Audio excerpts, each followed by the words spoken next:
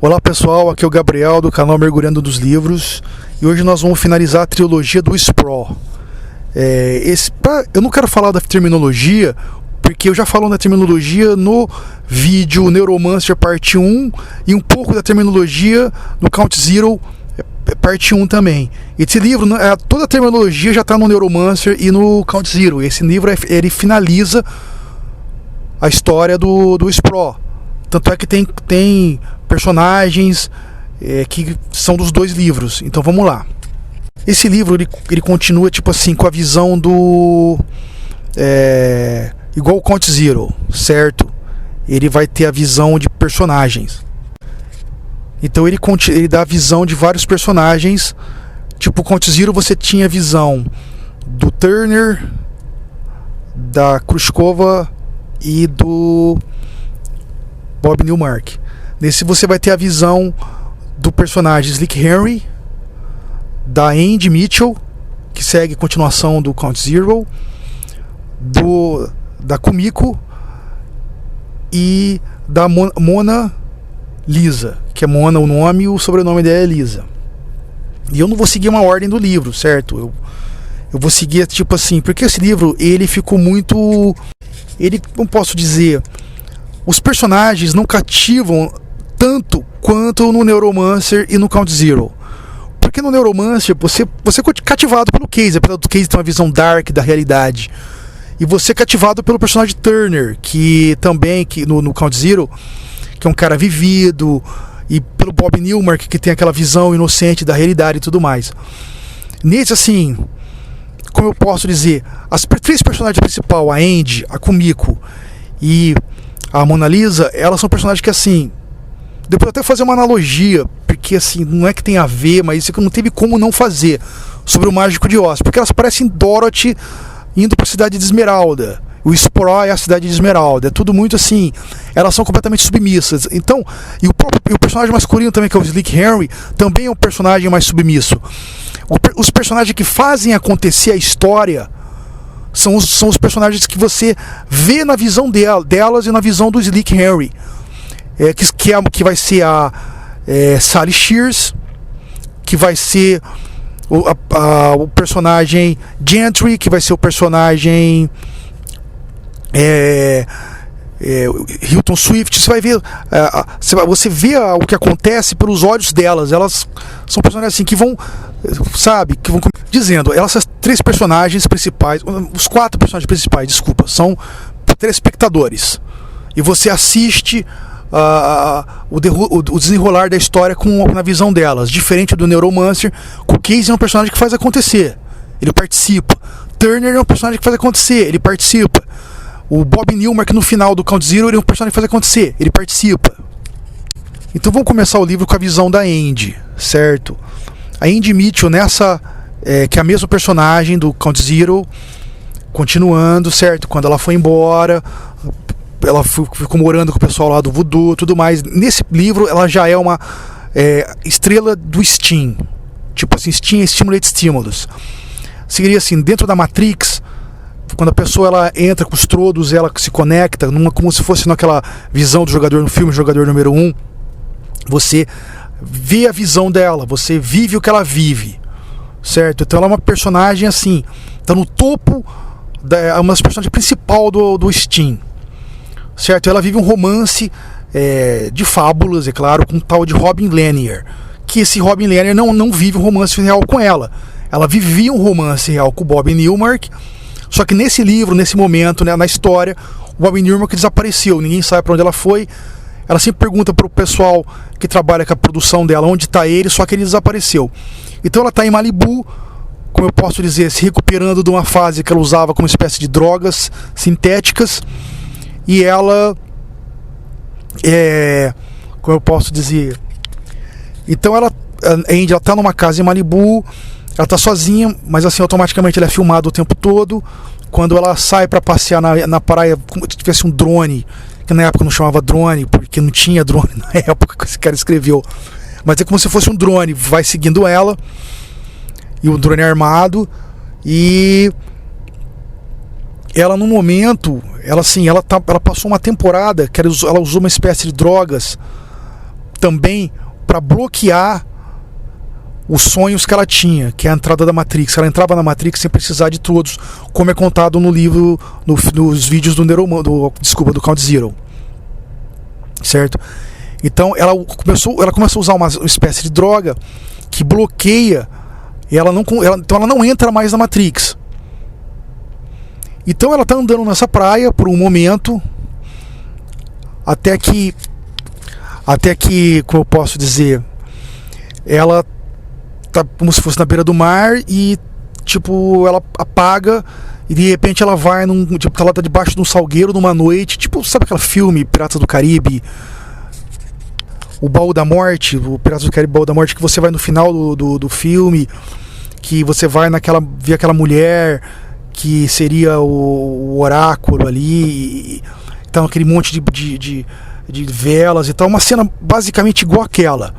A Indy, ela tá num lugar debaixo de salgueiros, num rio assim, como se fosse um rio assim, um monte de velas assim. Ela tá de cara como se fosse com uma mulher negra que se apresenta como a Mama Bridge, que seria também um Loa, mas na verdade é uma inteligência artificial, que começa a falar com ela dizendo: você tá tomando o cu podre. Seria uma espécie de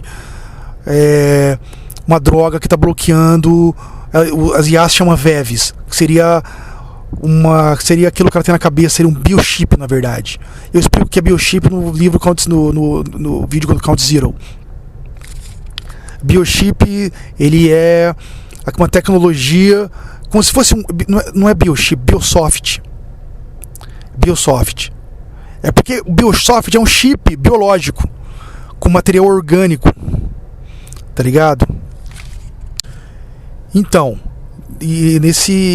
ela vai nesse local, ela recebe essa informação e essa inteligência artificial que se apresenta como Mama Bridge, com um Loa, que é continuação do Count Zero, enfim, ela fala: eu sou de outra ordem, então por isso que você consegue me ver, mas você não vai conseguir ver os outros Loas, entre aspas. E de repente a Andy, ela acorda ela meio que caiu, ela acorda na praia. O pessoal tá monitorando ela pelo drone, que não se chama drone, mas enfim, é um drone. E falam com ela pelo alto-falante do drone: você tá bem? Estão mandando o pessoal: não preciso, eu tô bem. Aí ela começa a pensar: então existe uma conspiração contra a minha vida, existe alguma coisa errada. Aí ela vai pra casa dela, pra casa de Malibu, e ali ela encontra as coisas do Bob. Ela encontra um antigo console do Bob de cyberspace, de ciberespaço, e ela se conecta nesse console. Aqui vamos para outro personagem. Outro personagem principal da história é a Kumiko.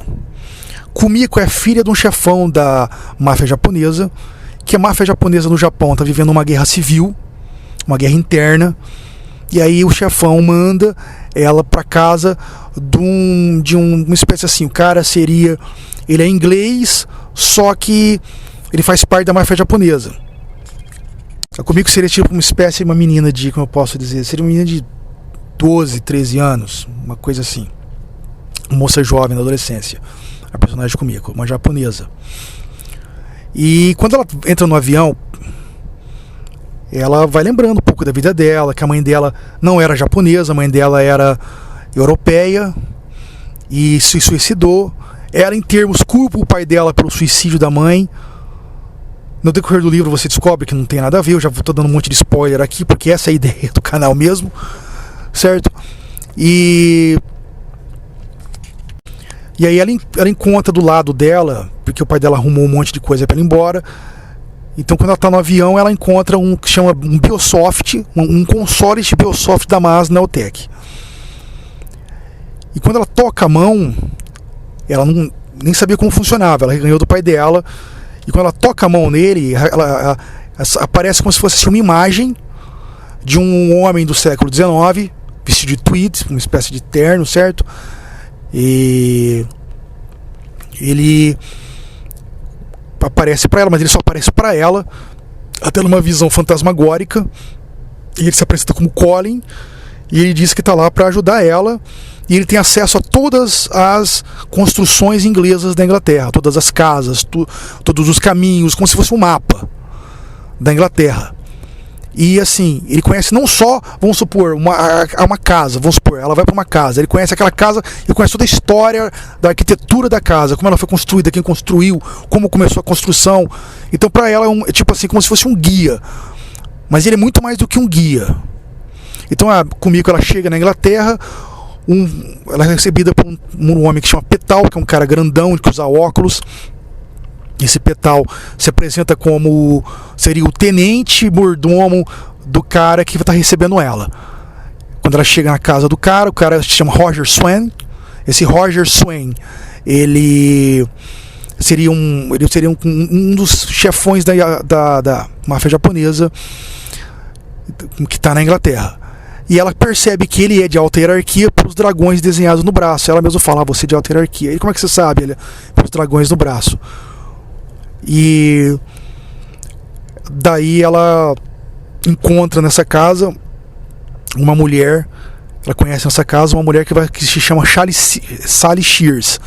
Essa Sally Shears, ela é uma mulher já mais velha, que deve ter seria na faixa de quase 50 anos, e ela tem óculos, um óculos que fica preso, sabe, no rosto, que ela é a Molly Millions, do livro Neuromancer. Mas ela está se apresentando até aí como Sally Shears. E existe como se fosse um arranjo entre esse Roger e a Sally. Assim, ela desrespeita muito o Roger, ela desrespeita muito o Petal, só que o Petal ele tem muito respeito pela Molly, ela tem uma espécie de medo. Então uma tarde a Sally pega a Kumiko e leva ela para dar uma volta em Londres. A Kumiko leva o Corin, certo? O Corey sempre aparecendo, conversando com ela, dizendo que eram pessoas de nível. Quando a Sally leva ela tipo uma espécie de pub, ela aciona o Colin e ele fala, olha, seus amigos são de uma índole perigosa, tipo, são marginais, bandidos. Que a Molly, ela sempre foi um personagem do submundo. Mas ela entra em pub, sai de pub, vai para vários lugares. Ela faz isso até para se tem algum pessoal do Roger seguindo ela, para não conseguir achar ela. Certo? Ela vai numa espécie de pub. Depois no último local que ela vai, ela encontra um cara que chama Tic, que é um cara que tem problema na perna, anda mancando, que tem o cabelo todo oleoso. E ela acerta com esse Tic, desse Tic pegar a informação do Roger. E ela vai embora com a Kumiko. E a Kumiko não se mostra, não é tão boba. Ela vira e fala, primeiro, por que você tá pedindo para ele pegar a informação do Roger? Acho que você, pelo que eu vi, você tem muito contato. Ela fala, você não é boba, realmente você. Eu quero que ele pegue a informação do Roger pro Roger saber que eu tô pegando a informação, porque ele vai saber que eu tô pegando a informação dele. E depois a Sally fala pra elas, você fica esperto e não confia em ninguém. E aí ela tem vários momentos de crise nesse decorrer, comigo, porque ela é uma garota. E ela tá preocupada por causa da guerra que o pai dela tá vivendo. Ela culpa o pai dela pelo suicídio da mãe. Então ela surta algumas vezes. Ela comenta algumas coisas com a Sally. E a Sally sempre avisa pra ela, calma, nada vai acontecer com você aqui, porque o Roger não é bobo de fazer nenhum mal pra você, porque seu pai é o chefão da máfia japonesa. Mas ainda assim a Sally dá estende a mão pra Kumiko, dando a entender que ela tá protegendo a Kumiko também, o que ela precisar pode contar com ela e tudo mais. Agora vamos para outro personagem, que é um dos personagens assim, eu achei interessante. Eu vou explicar porque eu achei interessante, que é a Mona Lisa. Esse personagem, na verdade, é uma garota de programa, certo? E ela tem um romance com o leão de chácara dela, com o cafetão dela, que chama Ed. E esse Ed que agencia ela e cuida das finanças. E dá um dinheiro para ela aqui, outro dinheiro para ela acolá. E até que ele arranja um esquema de melhorar a vida dos dois. E o Ed acha que o cara viu nele um grande potencial, certo? E esse Ed é um cara assim, ele é completamente abusivo, ele agride a Mona, ele é um cara, como eu posso dizer, os dois são figuras do submundo, certo? Só que o que eu achei interessante nessa personagem, Mona, é que ela é um personagem que, apesar de ser uma garota de programa, ela é um personagem completamente inocente. O que chama atenção, então, nessa personagem, Mona, é a inocência. Porque, assim, ela não é um personagem que se preocupa com o dinheiro. E a visão que ela vai ter, que ela tem do Spro, é a visão que o Bob Newmark tem do Spro no livro Count Zero. Que é tudo mágico, que é tudo encantado, fica encantado com o Spro, fica encantada com o mundo da Matrix, que é a visão que o Bob Newmark tinha no livro Count Zero. Nesse aspecto, ela tem uma visão igual ao Bob Newmark. Ela se encanta com o Spro, é tudo mágico, é tudo, certo? É como se fosse como ela estivesse andando no mundo encantado. E automaticamente ela é uma garota de programa. E tem um trecho no livro que conta o seguinte, né? Porque assim, o código de identificação, porque assim, nesse futuro do imaginado pelo William Gibson, você tem o SIN, certo? Chama SIN, que seria seu código de identificação. Então o SIN não é só seu RG, seu CPF. É seu RG, seu CPF e o seu IP. Por quê? O IP de computador. E o seu número de celular. É tudo junto. Porque quando você acessa a Matrix, é o SIN que aparece. É seu código de identificação do futuro. Certo? Então, ela não tem SIN, ela é SINless. Sem código de identificação. E um cliente sai com ela uma vez e brinca, você é SINless. Seria interessante, SIN em inglês é pecado. E SINless é sem pecado. Mas ele brincou no sentido assim, você é sem identificação e sem pecado. Porque ele vê a inocência dela, mas ela não tem como ser sem pecado, ela é uma garota de programa. E uma coisa também, a Mona, ela se parece muito com a Andy. E muitos dos clientes que o Ed gerencia, porque ele que gerencia, ele que leva ela para os clientes, enfim, ele que arruma os clientes para ela, querem ela por causa que ela parece com a Andy Mitchell. Então a fantasia do cliente para sair com ela é estar com a Andy Mitchell, certo? O único cara que vê ela mesmo é o próprio Ed, que também tem suas próprias fantasias, que não são relacionadas a Andy Mitchell, mas são outras fantasias. E que ela sabe disso. Então a Andy, nesse momento, ela trabalhando em Miami, ela era de Cleveland, lá que ela conheceu o Ed, certo? Ela era uma moça pobre que trabalhava com um cara que tinha um aquário de bagre, bem pobre, abaixo do nível da miséria, e ele nem vendia os bagres, ele trocava com outras pessoas que viviam abaixo do nível da miséria, o peixe por algumas outras coisas para sobreviver, e ia sobrevivendo. Mas isso ela já era uma garota de programa. E tudo que a Mona, ela conhece da vida, é que ela tinha amizade com uma outra garota de programa, que chamava Lanette, e a Lanette contava pra ela o que fazer, o que fazer na situação tal, o que fazer com o cliente tal, o que acontece. E tá toda a imaginação da Mona, ela faz um catálogo na cabeça dela do que a Lanette faria e o que aconteceu com a Lanette. Então uma situação que a Lanette não viveu, ela fica completamente perdida. Então, mas essa personagem, a Lanette, ela não participa no livro, ela morreu, ela caiu, ela se drogou uma vez e caiu da janela e morreu. Então ela não aparece na história. Outra coisa que eu vou comentar também é o seguinte, a Kumiko, ela é uma japonesa, completamente japonesa, mas a mãe dela é europeia, então ela teria que ser uma mestiça. Só que o pai dela mandou ela fazer uma cirurgia plástica para ela parecer japonesa, porque ele é o chefão da máfia japonesa, e a filha dele não pode parecer uma mestiça, a filha dele tem que parecer japonesa.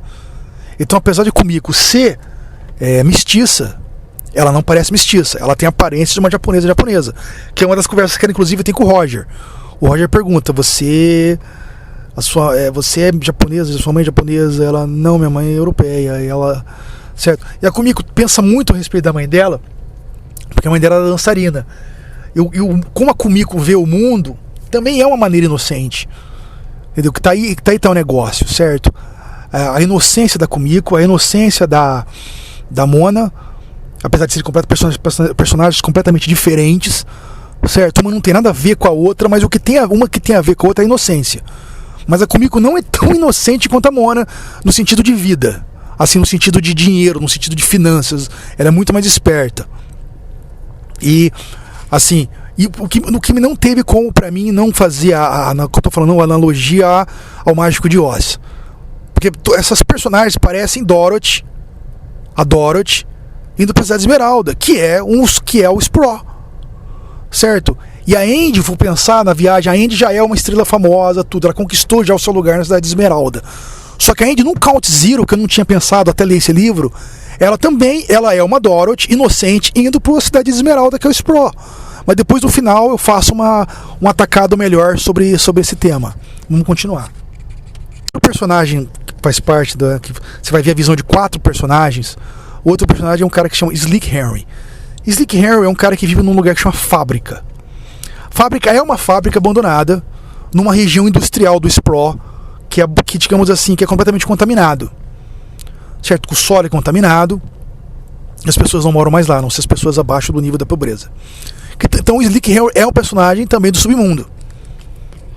E esse Slick Henry, ele é um cara assim, ele foi preso por roubo de carro 2 vezes. Na segunda vez ele pegou muitos anos de cadeia, e ele passou por uma coisa que chama Korsakov, que você fala em russo. Esse Korsakov é o seguinte: ele aprende a fazer, mexer com engrenagens de motores e fazer construção de motores de trem e tudo mais. Então ele fazia peças de trem, só que porém ele não lembrava. Ele fazia tudo por instinto. Então o negócio era esse. Ele tem uma memória, então a memória a curto prazo dele, ela é destruída. Ele tem uma memória a longo prazo. Ele consegue lembrar as coisas antigas. Então, muitas vezes bate na cabeça dele. Então ele consegue fazer aquelas construções, ele aprendeu aquelas construções, mas automaticamente ele nem sabe como faz. Mas ele sabe que ele consegue fazer. Mas a coisa, muitas vezes, a cabeça dele apaga. Ele simplesmente apaga. Então na fábrica, o que ele precisa fazer? Ele precisa construir. Ele tem um ímpeto da construção, ele precisa fazer alguma coisa. Ele começa a construir robôs. Ele constrói então robôs muito grandes que ele vive como eu posso dizer, na área industrial. Então existe muito ferro velhos em volta da fábrica. E a fábrica parece um grande lugar, que parece um grande Chernobyl. Que tudo assim, não existe. Ali não é um lugar, como eu posso dizer, próprio para a vida humana. Certo? São pessoas que vivem abaixo da linha da pobreza, que moram lá. Então esse Slick Henry, ele pega material dos ferros velhos e fica construindo robôs, porque ele tem essa habilidade, ele aprendeu isso na cadeia.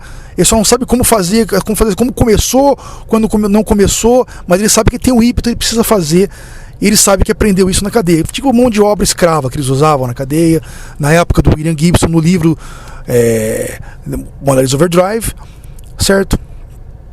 E ele começa a ficar fazendo os robôs. Então ele mora com dois outros caras. Ele mora com o que chama Gentry.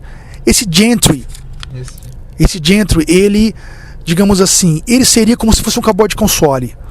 Só que ele não é só um cowboy de console. Ele seria um cara autodidata, velhão, de cabelo comprido, sabe? Que usa jaqueta de couro, tem aquelas motos estilo antiga, vintage, sabe? Tipo Harley.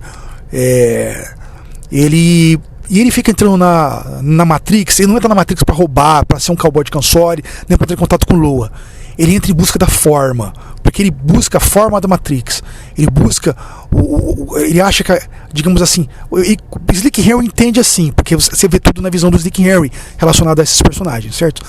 Slick Henry imagina que a forma é uma espécie de como eu posso dizer, nebulosa, e o cosmos seria a Matrix. Então esse Gentry busca a nebulosa da Matrix, a forma. Então ele fica buscando sempre a forma, certo? Ele mora com outro cara que chama Little Bird. Então um dia esse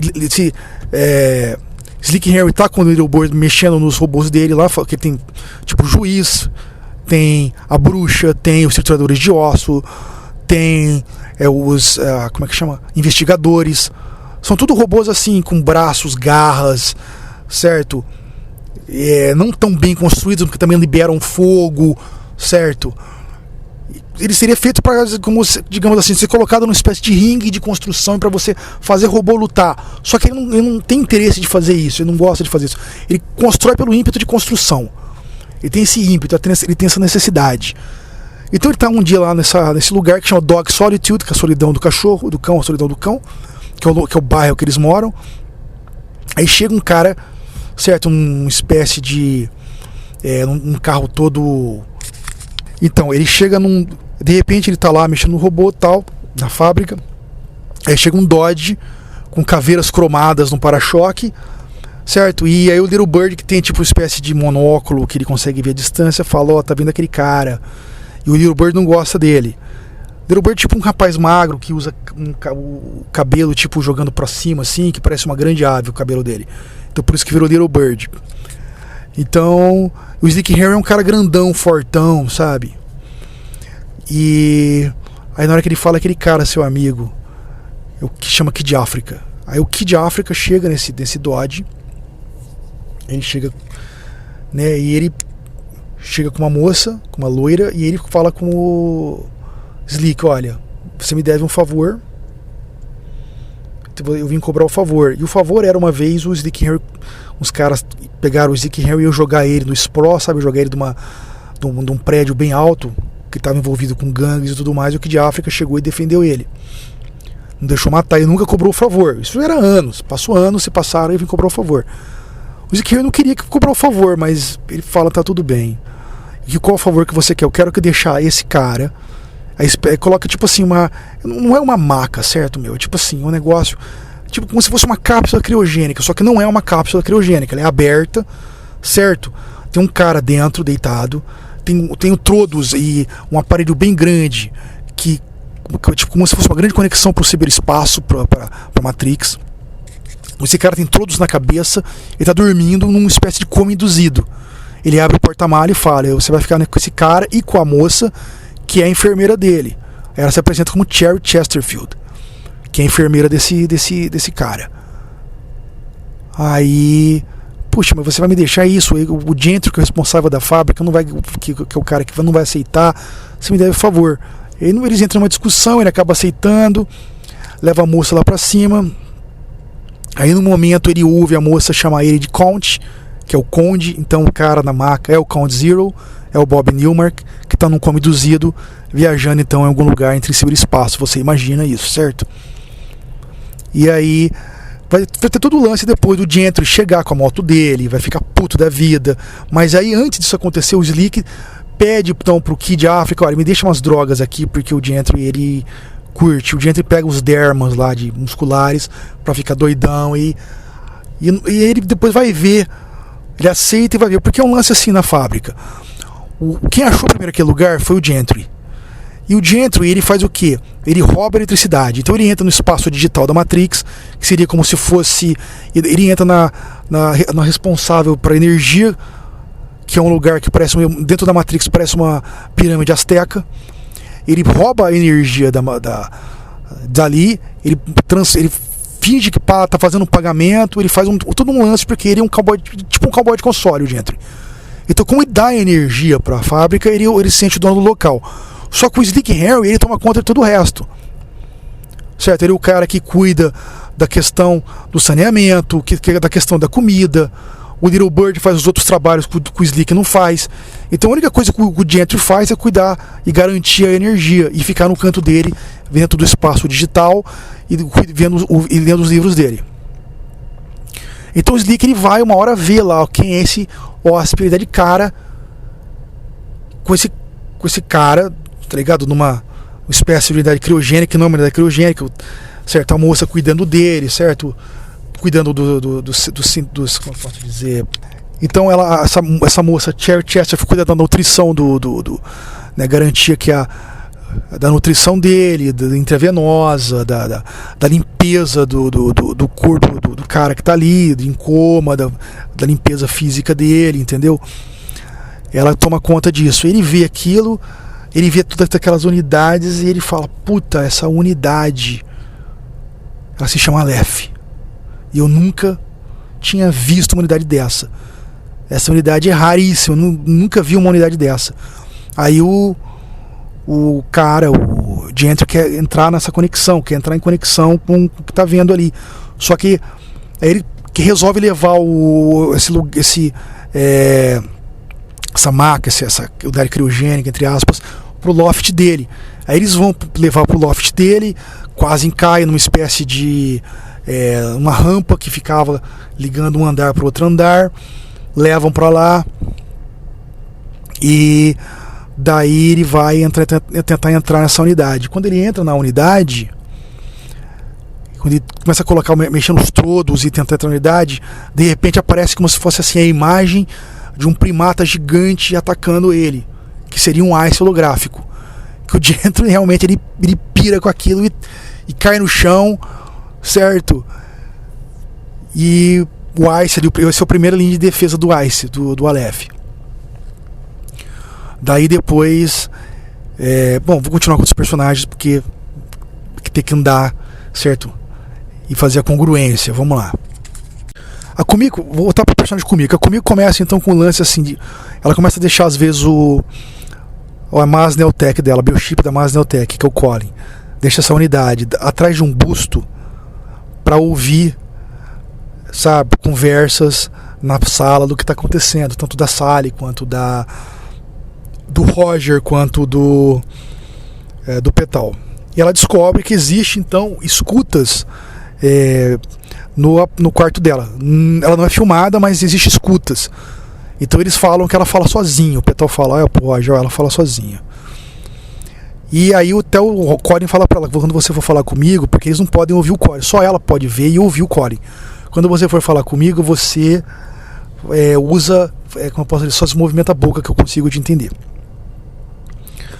E aí ela resolve então, ela vê que a personagem, que a mulher Sally tá com boas intenções relacionadas a ela. E aí ela começa sempre a estar buscando, sempre tá atrás da Sally. E aí chega uma hora que a Sally vai pro quarto dela uma manhã e fala, se arruma, faz suas malas. E aí o Petal telefona, ela não atende o telefone, ela desce, né, como eu posso dizer, ela mora numa casa de luxo, né, uma casa de luxo na Inglaterra. Sei assim, várias casas, certo? Aquelas casas estilo vitoriana, e mora tipo em 4 casas juntas assim, certo? De 2 andares, que tem elevador, aqueles elevadores antigos. Ela desce com o elevador com a Sally. O Petal, ela falou, o Petal ele tá fazendo uma gentileza de avisar que ele sabe que eu tô aqui e pra mim pensar 2 vezes, mas ele não vai tentar me impedir. E realmente o Petal parece armado, mas ele não impede a Sally de sair com a Kumiko. E ela fala, eu vou levar a Kumiko comigo pro Spro. Ela vai estar mais segura lá. O Petal não tem o que fazer, fala, toma conta dela, não vou gostar disso, e fica quieto, e enfim, elas vão embora. Elas vão pro Spro. Aí conta a chegada delas no Spro, conta mais ou menos quando elas ficam no hotel, tudo mais.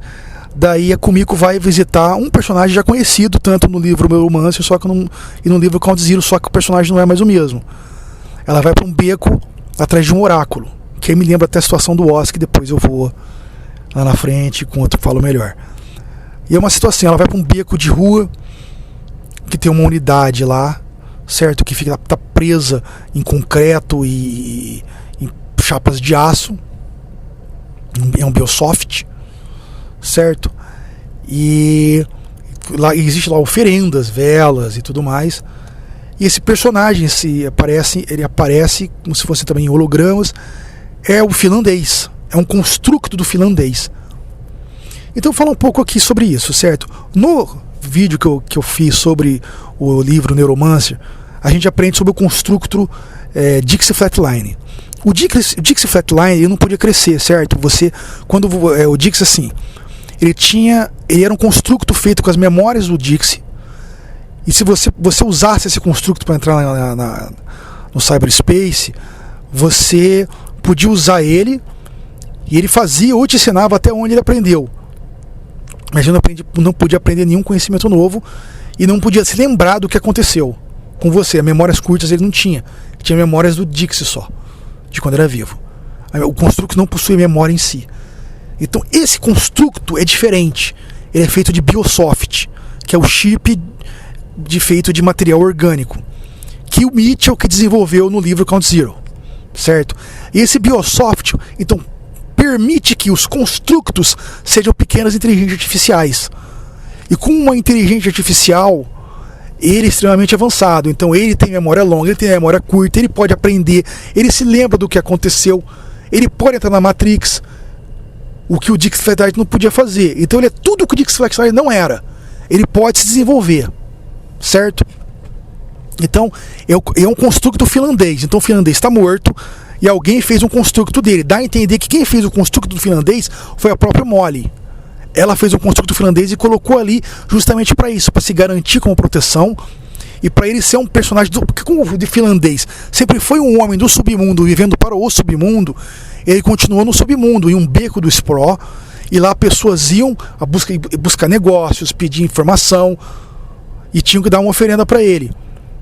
A Sari foi lá, a Molly foi lá, junto com a Kumiko, perguntar o que está acontecendo. Ela está sendo seguida. Ela está sendo, como eu posso dizer, ela está sendo obrigada a fazer algumas coisas. E o Roger, o anfitrião dela, é um dos caras que está por trás de obrigar ela a fazer alguma coisa. E ela sabe o que ela tem que fazer, mas ela não quer fazer. Ela quer saber o que está acontecendo de fato. E o que está acontecendo é isso. Ela está sendo obrigada a raptar a moça que se chama a Andy Mitchell, certo? Ela é obrigada a raptar a Andy Mitchell. Ela quer saber quem está por trás do rapto da Andy Mitchell. Quem é a pessoa que está por trás do rapto da Andy Mitchell? E também ela quer saber quem são os envolvidos. Não só o Roger, mas as pessoas ligadas ao Roger. E aí o finlandês começa a puxar todo o histórico, certo? Ele começa a puxar aqui e começa a descobrir que quem está por trás lá em cima é a Lady Três Jane. Lady Três Jane, no livro Neuromancer, que era filha da família Tesser Nashpool. Aí ela descobre isso, certo? Daí depois elas voltam pro hotel, o Petal aparece e a Sari fala, leva a Kumiko de volta para Londres e fala, você vai ficar tranquilo, o Petal é de confiança, confia nele. Se você, ela fala para Kumiko sozinho, se você tiver qualquer problema de desconfiança na casa do Roger, ela vai para aquele pub que você conheceu, o Tique, e você fala com ele. Se você não encontrar o Tique, você conversa com o garçom. Aí ela fala o nome do garçom, eu não lembro aqui. Você fala que a Molly te enviou e que você deve um favor para Molly. E ele vai, que você quer falar com o Tique, ele vai te levar pro Tique, o Tique vai garantir a sua salvaguarda. E aí a Sally vai para algum lugar no Spró e a Kumiko volta pro Petal para Londres. Vamos falar então mais aqui, que eu não deixei claro também. Ela tinha que também pegar o corpo de uma garota que parece com a Andy Mitchell, certo? Que matar essa garota, ou a garota já estaria até morta, ela não tem certeza do que está acontecendo na conspiração, e entregar a Andy Mitchell para a Lady Três Jane, que ela descobre com o finlandês, e o corpo da Andy Mitchell seria dado como morta, e essa garota que parece com ela ficaria com o corpo ali. Então já deu para entender que a garota seria supostamente a Mona. O interesse desse grupo, dessa pessoa que vai atrás supostamente do Ed, não está atrás do Ed, está atrás da Mona, certo? E aí então o que acontece? Vou contar a história da Mona aqui. A Mona, ela é levada por supostamente um executivo que o Ed acha que está atrás dele, que viu a inteligência dele, a sagacidade, a esperteza, e ele se acha o tal, né? Só que esse cara chama Prior. O Prior leva eles pro Spró. Ela estava morando em Miami, eles moravam em Miami, ela dançarina numa boate, eles levam ele pro Spró. Ela fica encantada com o Spró, uma hora até ela foge de todo mundo para dar uma volta no Spró, ela se encanta com o lugar, porque assim, ela conhece o Spró do mundo digital, certo? Só que ela não conhece o Spró ao vivo, fisicamente, no mundo real, certo? E existe uma grande diferença, né, em você conhecer o mundo, a diferença entre você conhecer o mundo físico do mundo digital. É a mesma coisa que, por exemplo, no mundo de hoje relacionado a Nova York, certo? Digitalmente você pode conhecer Nova York, conhecer através dos filmes, através das séries, através dos museus online, certo? Só que se você vai fisicamente, é diferente. Por quê? Porque o lugar tem esgoto, o lugar tem cheiros, então é a mesma coisa que ela começa a reparar isso no Spró. Certo, existe esgoto, existe mau cheiro, mas também automaticamente é muito melhor ao vivo. E é muito melhor que dentro da Matrix. A visão, pessoalmente, está dentro do Spró fisicamente, dentro do espaço físico Spró do que dentro do espaço digital. E ela prefere muito a experiência física do que a própria experiência digital. Então ela descobre isso, e aí ela volta pro hotel. Quando ela volta pro hotel, o Ed não está mais lá. E aí, tipo, as malas do Ed estão lá. Aí o cara fala, ó, ele foi para nós pagamos um dinheiro pro Ed e ele tá fazendo jogos em algum lugar, não lembro o lugar que é, não era Las Vegas, outro local. E ela sabe que o Ed, independente do que acontecesse, nunca ia abandonar as malas dele. Que eram malas que ele tinha ganhado de um outro malandro, de um outro cara que era tipo um cafetão, que ensinou eles muitas jogadas de vida. Ele nunca teria abandonado aquela mala, que seria mala de crocodilo falsa. Mas ele nunca abandonaria ela, que foi um presente de um cara que ensinou ele os esquemas da vida. Então ela sabe, ela já entende que o Ed morreu, e aquele prior, ou alguém ligado ao prior, matou ele. Então aparece de repente um cara que vai ser o cirurgião plástico dela, começa a medir ela questão do rosto, ver as coisas. Ela, a Mona é uma moça viciada em droga. Então ela usa uma droga que chama Whiz. Ela começa a se drogar, quando ela vai pro Spa, tem um pouco de dinheiro, ela compra droga. Aí ela se droga e ela é levada para Baltimore. Lá em Baltimore ela passa por uma cirurgia e quando ela acorda, ela tá igualzinha a Andy. Até ela vê, porque ela é fã da Andy, né? Ela é, assim, a personagem que ela mais gosta no Sistine é a Andy. Então quando ela vê que ela tá completamente igual, idêntica a Andy, ela assusta e fala, mas é a Andy, o cara não, é você. Aí o cirurgião plástico fala, você pode voltar a ser quem você era no futuro. Mas ela nem lembra de quem ela era. Ela é uma menina tão humilde, de situação tão, sabe, tão pobre. Aí, como eu posso dizer, nesse momento assim, certo, ela começa a entender, a sacar que a Lanette contava histórias de que pessoas ricas faziam o seguinte jogada. Quando eles queriam mudar a vida deles, eles pegavam um otário, certo, um Wilson, né, que é a linguagem Wilson na Matrix. Eles pegavam um Wilson e matavam o Wilson, certo, o otário. E assim, primeiro fazia uma cirurgia plástica para ele parecer aquela pessoa rica, e matava o Wilson e dizia que a pessoa rica morreu, certo, e apresentava aquele corpo, certo, e a pessoa rica mudava de identidade e ficava livre da fama ou ia para outro nível. Isso acontecia muito na Matrix, a Lanette dizia muito para isso. Então ela automaticamente fica alerta, ela fala, puxa, eles querem me matar. Ela começa a entender isso. Mas ela tá usando muito o Easy, ela tem o Easy escondido na jaqueta dela, ela, sabe, tá usando o Easy, começa a ganhar comida de presente dos caras, entendeu? E começa a entrar nisso. Até que de repente, nesse local que ela tá, em uma clínica em Baltimore, chega uma moça de óculos grudado no rosto e dá uma sova no Prior, dá uma surra nele e amarra ele. E ela, assim, de repente, assim, sem saber por que ela fez isso, começa a contar o que aconteceu com o Ed, dando a entender que o Prior matou o Ed, e ela vira e fala, ele faz isso, e essa moça se apresenta como Sally, e essa moça leva ele embora, e essa moça já conhecia o cirurgião plástico, que esse cirurgião plástico era um cara do submundo que participava de cirurgias para o submundo. Então por isso que a Sally já estava ligada a quem era.